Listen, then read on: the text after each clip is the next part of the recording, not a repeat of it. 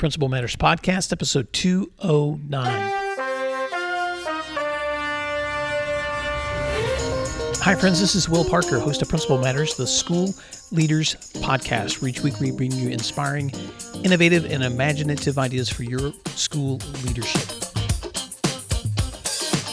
This week, we're going to talk about supporting students in immigrant families during a pandemic with my special guest, Carolyn Satin-Bajaj. Carolyn Satin-Bajaj is an associate professor in the Gervitz Graduate School of Education at the University of California, Santa Barbara, and her research focuses on issues of educational access and equity for immigrant origin students. Her work includes studies of school choice policies, the educational impacts of immigration enforcement, and school leaders' responses to xenophobia and racism in school.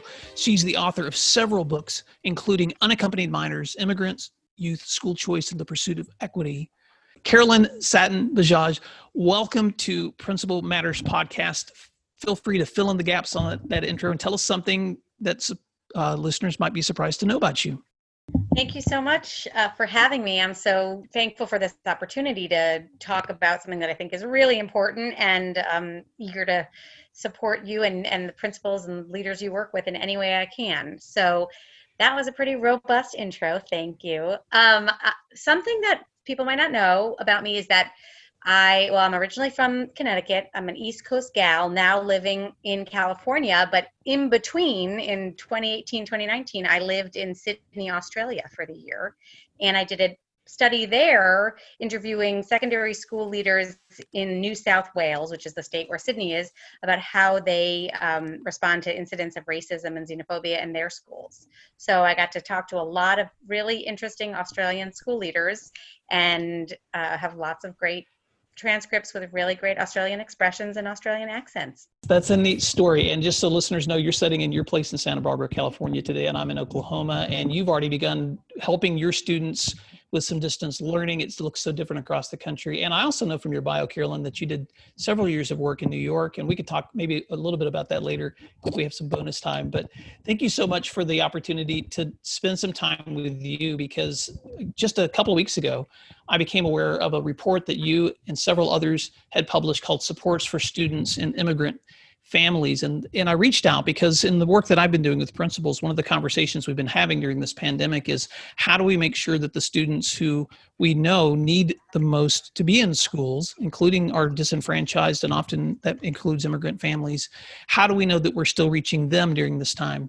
And for Principal Matters listeners who have listened to my previous episode, you know that in episode 207 and 208, I mentioned the conversations that I've been having with other leaders about numbers that they're seeing in their communities where sometimes Black and Hispanic families especially are not returning to school as in high as percentage numbers as white counterpart students. So today's conversation is really a focus on what you've been learning about the studies that you guys have been doing. So I just want to jump there first, Carolyn. What prompted you and the other researchers to work on this publication, Supports for Students in Immigrant Families?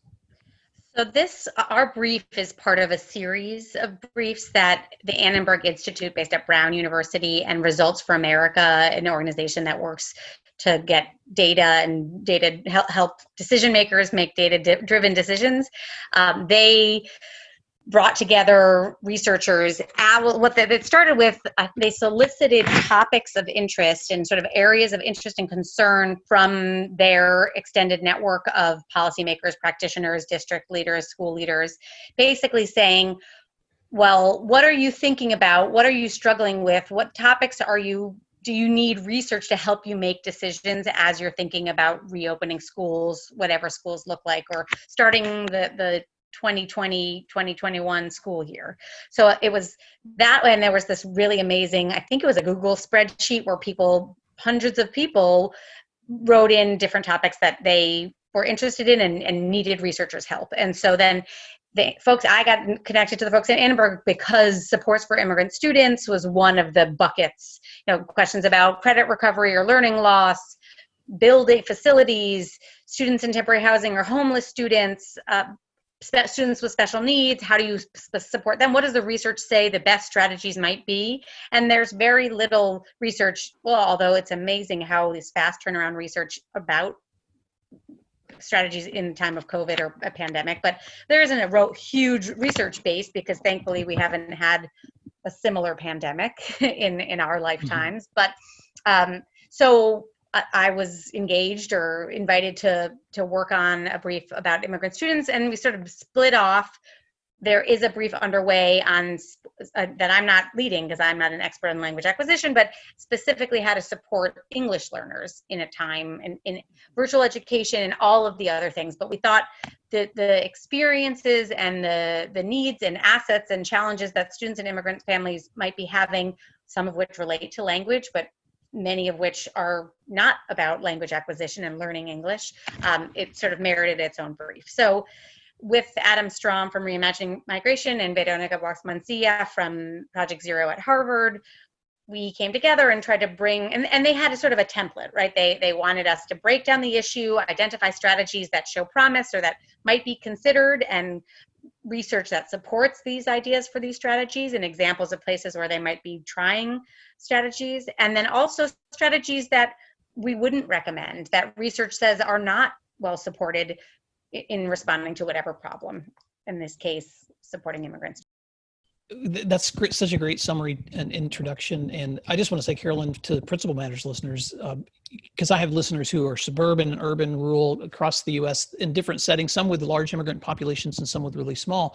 But listeners, I will link to this article or this brief in the show notes, and I just encourage you to take a look at it. One of the things I really appreciated about it, Carolyn, was how quickly you broke that down into application and something that a school leader could look at and not have to spend an hour studying, but could really digest in several minutes to get a simple but stronger understanding of some takeaways for what he or she should or should not be doing during this time. So I'd like to begin first with just asking you, as we think about school leaders that are reopening schools in a variety of ways during the pandemic, what are some of the key insights from your brief that they should keep in mind? So, this could go in so many ways, but I think not only specific to young people and immigrant families, and by immigrant families, I mean, they can be immigrants themselves. And so it's very confusing because in sort of regular parlance, first generation often means you're the first generation born in the US. But in the immigration world of scholarship, first generation means you're an immigrant. And second generation means you're a US born child of at least one immigrant parent. So when we talk about children in immigrant families, they themselves can be immigrants, or they can be children with at least one immigrant parent. And when we're talking about sort of the statistics, 90% of children are US born, second generation immigrants. So about 20 million children, 25% of the US school age population has at least one foreign born parent. And that's 14% of the US population are immigrants. But really only 10% of kids in K-12 schools now are immigrants themselves. So it's not just newcomers that we're talking about, right? There are unique circumstances and many schools and districts that had never before had immigrant populations are now receiving newcomers. And then there was a whole flood of unaccompanied minors from Central America, right? But when I'm talking about children in immigrant families, it can include a much larger swath. And it's not only low income Latinx young people, which is people automatically go to. Some children in immigrant families are from the highest income, highest educated families. Mm-hmm. In general, educators are less worried about their well-being, particularly in times of pandemic, because we think about the overlapping challenges of poverty, of unemployment and undocumented status, language barriers, navigating a new system. And so in general, much of these supports and the strategies are focused on perhaps the students in immigrant families who might have additional challenges like poverty and language challenges. So with that said, communication is sort of front and center, right? If families and their students can't get the information, then they can't act on it and they can't engage in education as much as schooling as much as possible, right? And so that means understanding, not relying on just one mode of communication. Yes, the digital divide has been much reduced, but it still exists. So emails, and some people might not have email, and text might work for some folks, in-person, phone call, as much as you can cover your ground, I think you're going to get access to more people, right? Automated phone calls. And then in what languages are you providing the information? Google Translate, it's better that it exists than it doesn't exist, but in some ways it's a really dangerous tool because it could do a really poor job. And so, of course, it's expensive to have translation and interpretation services, especially when it's multiple languages and maybe there's only a small population that speaks a certain language. It is an investment that's really worthwhile, both to get that information out and symbolically to show families we care. We want you to understand what's going on. We want to engage you. We want to support you. And so that means where there are immigrant families, there are religious organizations, community organizations, social service organizations. There are resources in your communities that are finding out how to effectively communicate and support and these families. So as many partnerships as you can create, I think is an opportunity. It doesn't mean suddenly having a magic pot of money where you can hire expert translators. I understand that, especially in a time of financial stress like this, but it goes so far. And when many young children have parents who might not speak or read in English. And so if those parents aren't getting the information, the kids are not getting the information. So it really is a worthwhile investment. And I think that's something that school leaders already know and are making a lot of efforts to do. But I can't emphasize it enough at a time like this when people are without information and alienated, and not alienated, but isolated. And it's a whole new world. So figuring out translation and thinking about what sort of community organizations and relationships that the school districts can leverage are some strategies. I think, one not in the brief, but something I've been thinking a lot about that relates to concerns about privacy and concerns particularly with young people in undocumented families or mixed status families. Many schools have policies that you must have your video on at all times. And I understand a lot of the rationale. On the other hand, I think school leaders and teachers have to really think and learn about the range of conditions in which students are participating in Zoom. Maybe there are 7 people living in a 1-bedroom apartment and something's going on that the child does not want the teachers and their peers to see.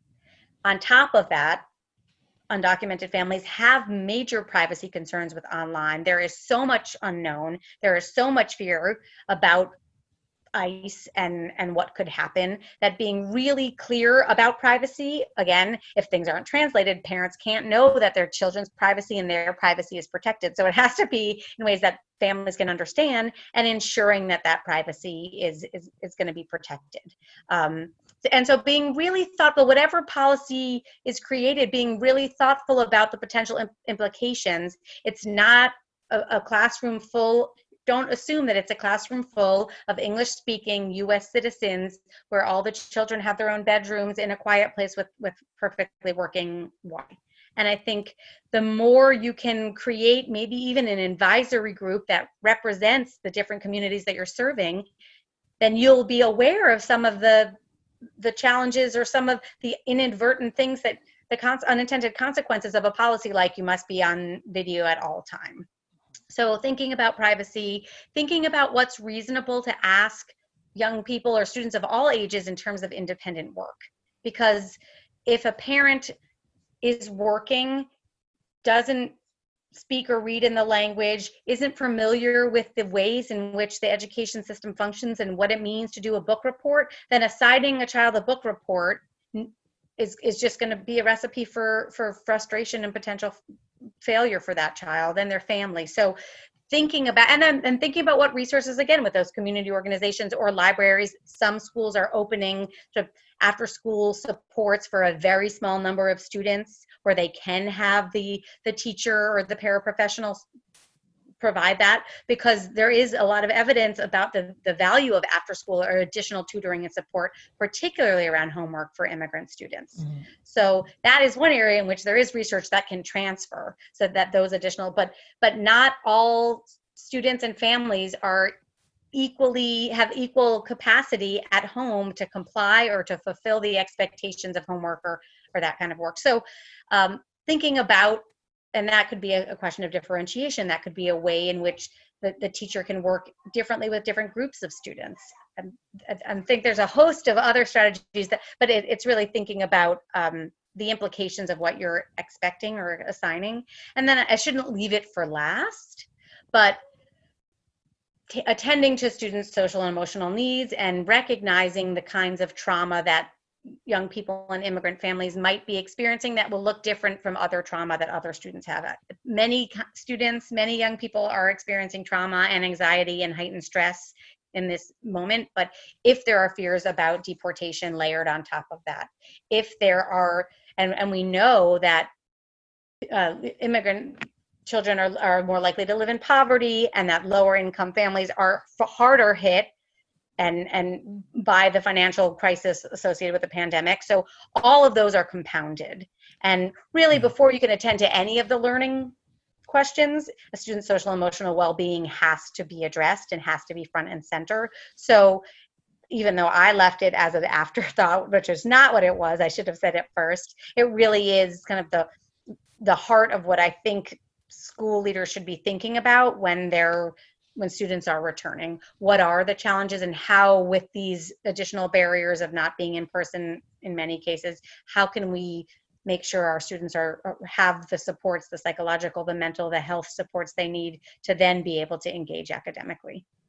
And part of that is creating a classroom or a school environment in which they feel safe. And that also means addressing questions about racism and anti-immigrant sentiment and xenophobia. We're living in a really heightened time where anti-Blackness is at front and center of a lot of the conversations and people's experience. So this is a real opportunity for schools and school leaders to figure out, okay, how do we leverage this moment and set our young people up for success to be able to learn in this new way, hopefully temporarily. Wow, that's so rich. And again, I want Principal Matters listeners to know that I'll link to this brief on the show notes for my website. But Carolyn, thank you for those takeaways. And I think in those you covered both some of the recommendations for families, but also some of the things that educators should consider avoiding. Mm-hmm. And I know from looking at the other work that you've done when you lived in New York and the books that you've written too, that part of the studies that you've done prior to this brief have been on ways that students, especially in diverse or immigrant communities, don't always have access to the options that we think that they do. And so I don't know if you want to go there for a few minutes, but I wanted to ask you that question when we were together, because I know you've done a lot of work when you lived in New York on some of the mixed results, like, for instance, the school choice options had in New York for decades. And I'm just curious, as a researcher and as a practitioner, some of the concerns that you have as we step into this pandemic, where we may unintentionally mirror some of those same barriers. Yeah, so I think the common thread might be the assumption that creating or opening an opportunity to everyone means that everyone has an equal chance of accessing that opportunity. So that's sort of some of the questions I was interrogating around school choice in New York City, where there's a mandatory choice process for high school and students are not automatically assigned. There's no default option and they have up to 750 choices of variable quality defined in many ways, one of which might be graduation rates, right? But if you make it, will they all come evenly? Will all students be able to identify schools in which they are more likely to be successful? And will they have equal ways of accessing those schools? Short answer, no, when some parents are paying $500 an hour for a high school choice consultant and other students don't even know that to get into some of the most prestigious schools, you have to take an exam or put a portfolio together, right? So underline, and I sort of position myself as a researcher as not just a school choice critic, but someone who's really interested in exploring how a policy is or is not working and for whom, and identifying ways in which maybe it could be updated and changed and revised.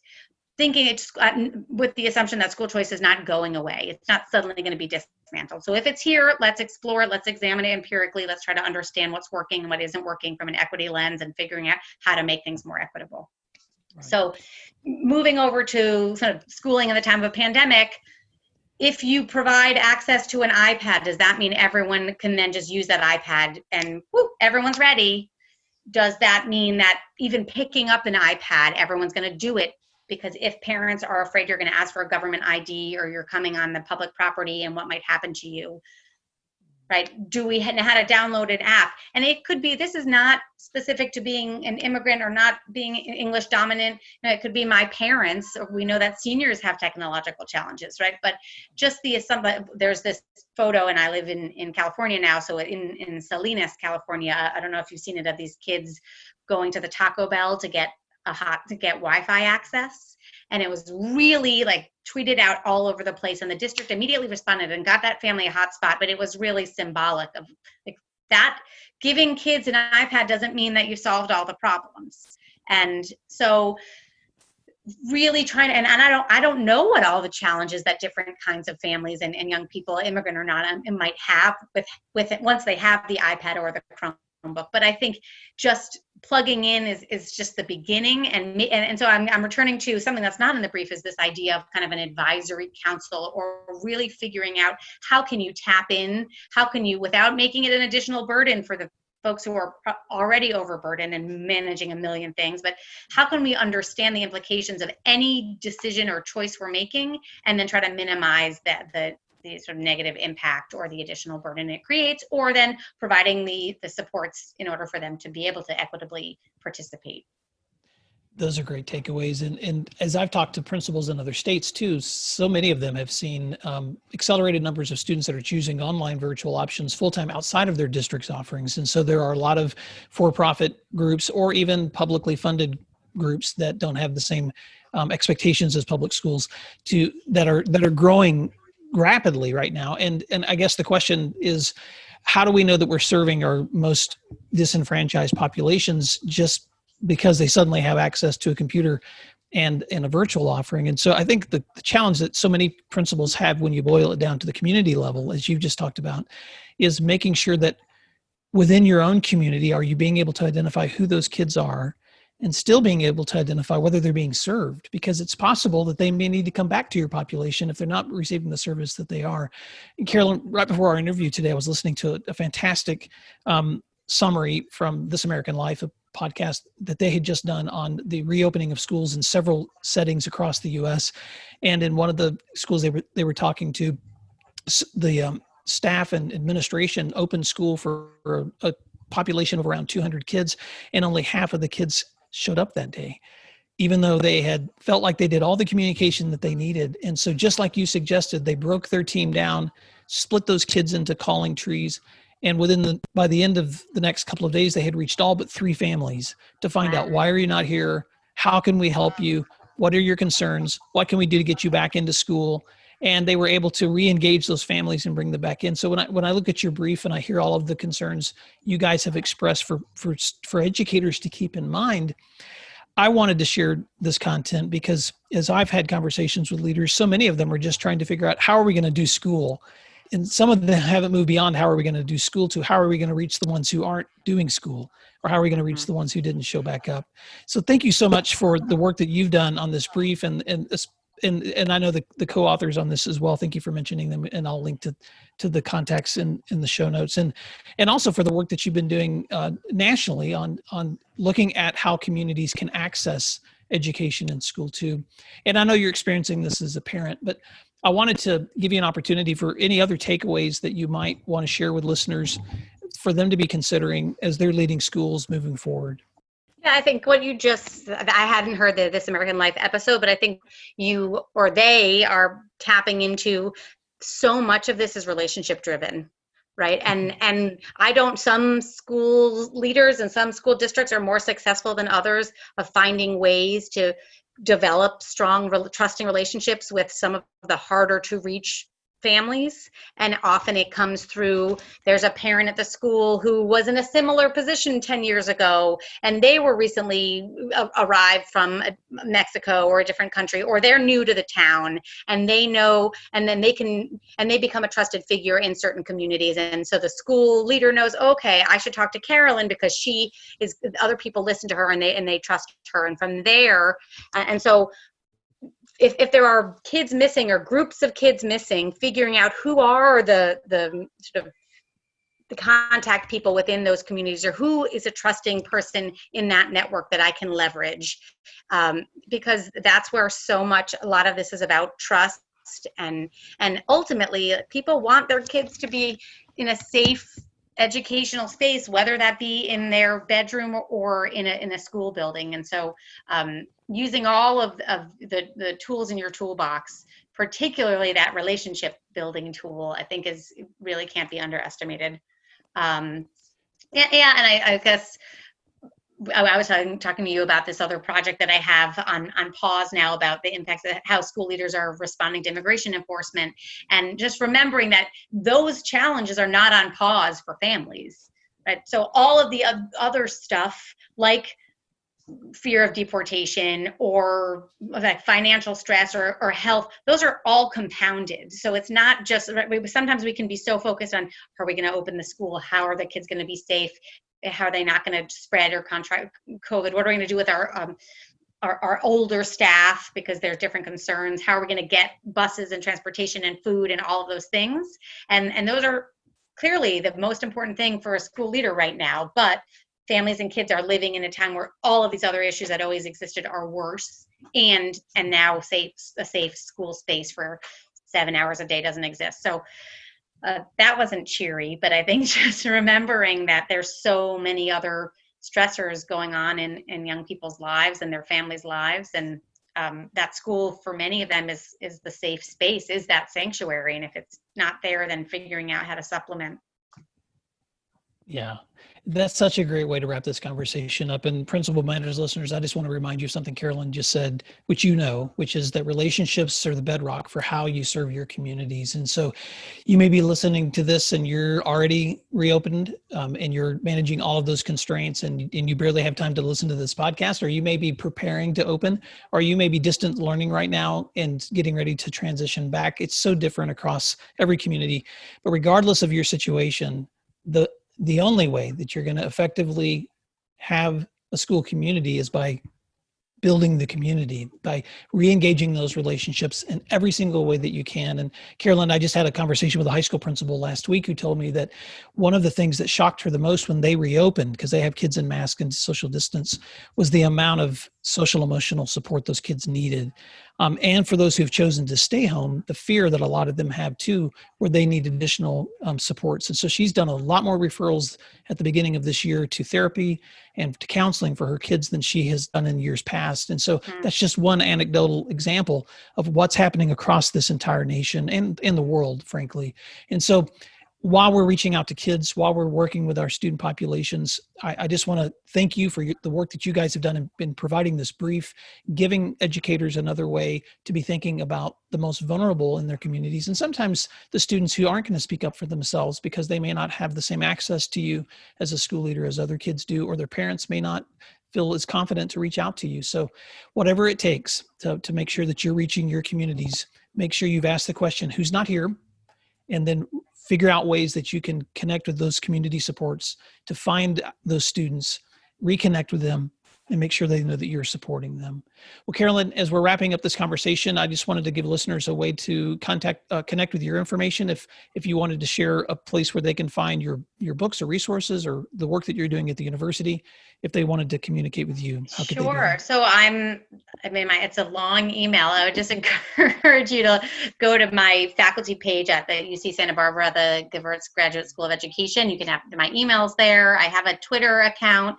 You can message me that way. But I feel like you all are doing such the day-to-day work, and if there's any way that I can support that work or be helpful in any way, if I can run focus groups or interviews, I can use my researcher skills, or I can I really want to be a resource for all of you, and I appreciate the hard work you're doing, and I'm just really grateful for the chance to share some of the work that I've been thinking about. And yeah, so please get in touch with me.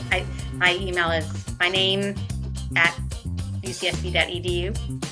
And I'll link that in the notes. Well, Carolyn, thank you so much. And Principal Matters listeners, thank you for everything that you do, because what you do matters. And we'll talk to you soon. If you'd like other free resources like this one, you can check out all my posts at williamdparker.com. immigrant.com.